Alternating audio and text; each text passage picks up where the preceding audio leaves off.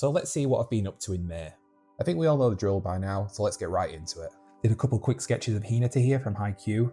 This one turned out well, but the face is all over the place on this one. And the neck was a challenge on this one. Even when I redrew it further in, it's still incredibly long. Like, he has a long neck, but that is a neck.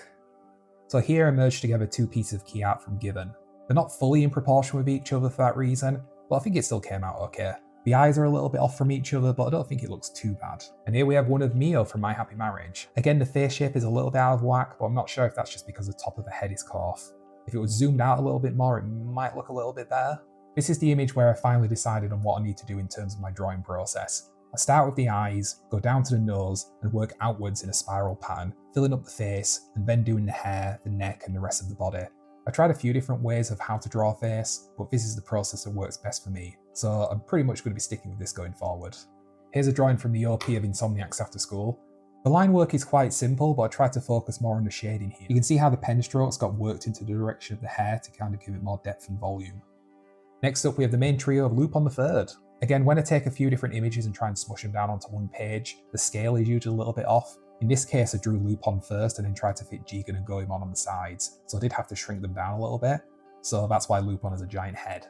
And next up we have Cloud and Lightning.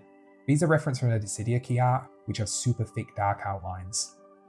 I wanted to practice a little bit more using these thicker pens, and I think this came out quite well. So sticking with Square Enix, we have Sora and Roxas. There's not too much to say here. I'm really trying to focus on the shading and how pen strokes can add dimension to images, so you can see that most in the hair and in some of the clothing as well.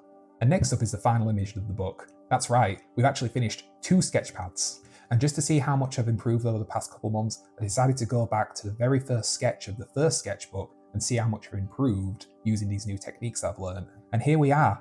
Ignore the little tai chi, that was just to fill space. So let's bring in the pencil sketch from my first art book.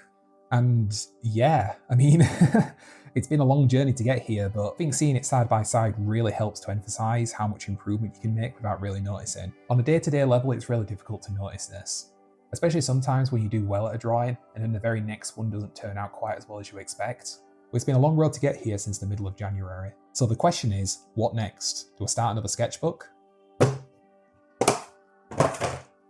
So yeah, I bought a tablet. For the rest of May, I'm going to basically be setting this up, figuring out what programs I use, what tools I use, and trying to get used to the idea of just sketching things out on a digital canvas.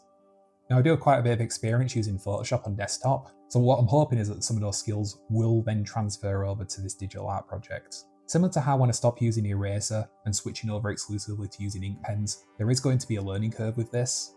There is going to be a lot more to consider as well, such as colouring and layer management and effects. So as always, thanks for watching, and I'm excited to see what happens next.